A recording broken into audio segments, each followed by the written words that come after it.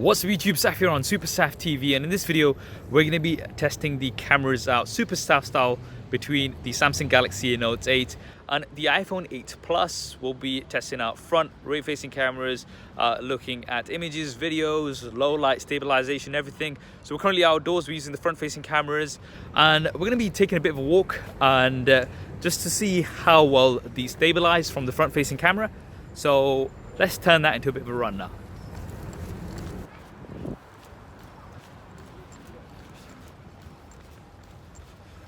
So we're now filming at 4K at 30 frames a second from both cameras. Let's take a bit of a walk. We are using the wide angle.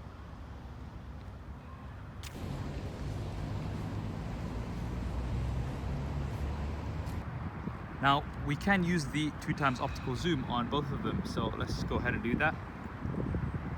And this is going to give us optical zoom. However, the Note 8 does have OIS. This is something that we don't have on the iPhone 8 Plus's telephoto camera. Let's just take a bit of a walk.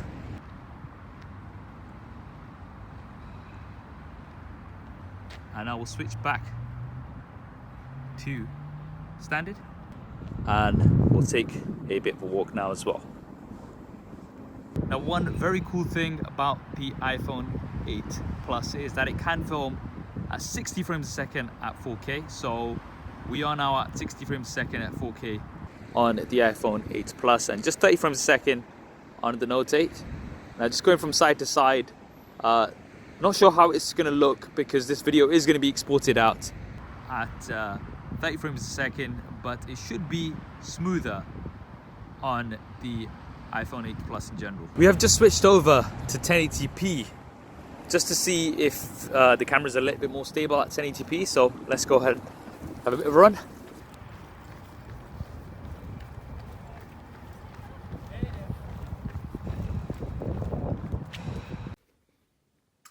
We're indoors in room lighting, just testing out the autofocus on the iPhone 8 Plus. Seems to be doing okay. Now same lighting on the Note 8, and yep, dual pixel autofocus is doing really well.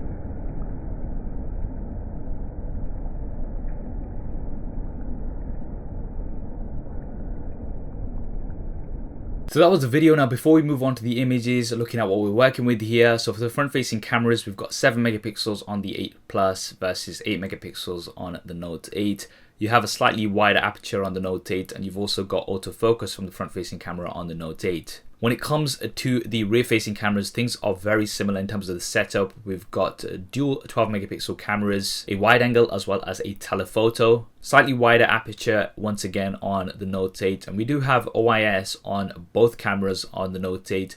On the iPhone 8 Plus, you only have optical image stabilization on the wide angle camera. The telephoto does not have this. Now, if you want to pick up a skin for your Note 8 or iPhone 8 Plus, then definitely check out our sponsor for this video, dbrand Skins. It's a great way to customize the look of your device, and I'll be leaving a link to them in the description below. And finally, a side note, everything that you see has been taken on automatic. I haven't tweaked any of the settings, and this is to keep things as fair as possible. So starting off with some selfies, I think both are doing really good here. Got slightly wider angle of view on the Note 8. This is for images, it's not for videos, so just do bear that in mind. But we've got slightly better dynamic range on the Note 8 here. We've got more details in the background compared to the iPhone 8 Plus and trying out another shot with some more tricky dynamic range. You can see that the iPhone 8 Plus has definitely favored the foreground more, and some of you may like that. You can see that with the Note 8 it has more of a balanced shot, so you've got more of the sky that you can see on here and it's not washed that sky out, but the foreground is a little bit darker because of this. Moving on to an outdoor shot in low light, I do think the Note 8 is doing better here because it's brighter, but when we use the front facing flash, then the iPhone 8 Plus is doing much better here. The colors are better and it also seems like a sharper image. Outdoor macro shot, both doing absolutely great here. You can go in 100% and you can see that we've got lots of details in this flower. Now this is where things get more interesting. So we've got an outdoor wide angle shot. Both are doing good here, but you can see that the clouds are quite blue on the iPhone 8 Plus. Now this is something that usually I expect from Samsung devices, being a bit more vibrant, but it seems to be the opposite way around here. And the HDR does seem to be quite aggressive on the iPhone 8 Plus, if I'm honest. If you've been to the UK before, you know that when we have an overcast, it is pretty grey.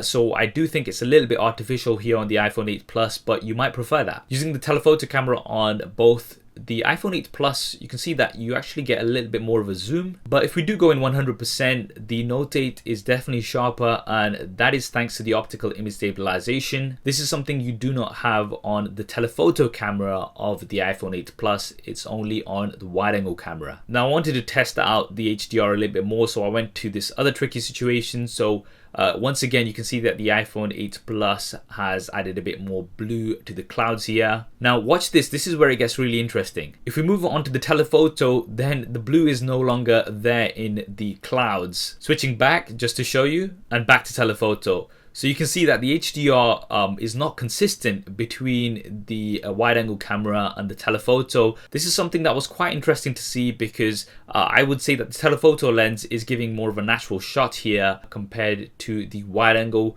which is a little bit too aggressive on the HDR in my opinion. Now let's move on to the test that I know all of you guys want to see, and that is the background blur effect on both devices. And you can see that both of them are doing an absolutely great job.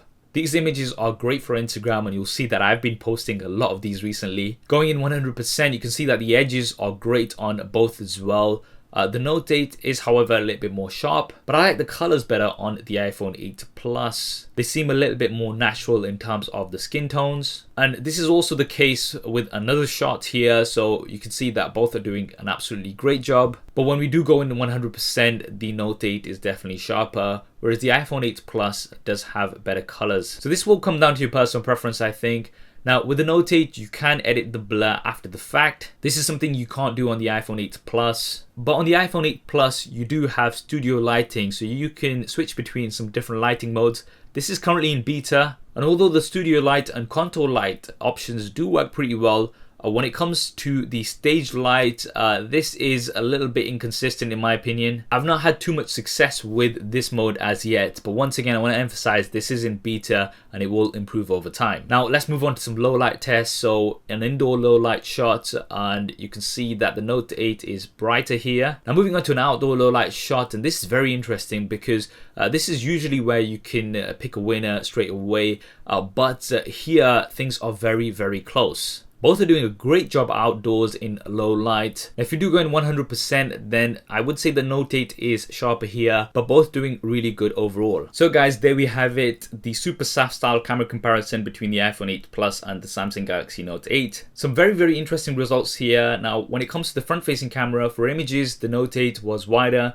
and it did seem to have more consistent dynamic range. But for the low light flash, the iPhone 8 Plus was definitely better. And when it came to front facing camera video, then the Note 8 would take the win here. And although it's not as wide as when you have images, it is a lot more stable, and it looks like the Note 8 does crop into the video to give you that stabilization. So that is a compromise you have to make for the stabilization on the Note 8's front-facing camera, where you're gonna not get as much of a wide shot. Now when it comes to outdoor images, I think both were good. The HDR I did find a little inconsistent and a bit too strong on the iPhone 8 Plus, if I'm honest. The zoom on both was great, but with the Note 8, because of the optical image stabilization on the telephoto lens, it was sharper and more stable. video. Now for video quality wise, both were good, but I would have to say that the 8 Plus was once again a little bit inconsistent in terms of the dynamic range. I specifically went to 2 different locations to test this out, and you saw that in the initial test the clouds were washed out on the video of the iPhone 8 Plus. But you do have 4K at 60 frames a second, which was really difficult to show in this video because everything else was shot at 30 frames a second. But it did seem a little bit more smooth. Now we might be getting 4K at 60 frames a second on the Note 8, but this is the software that we're currently using,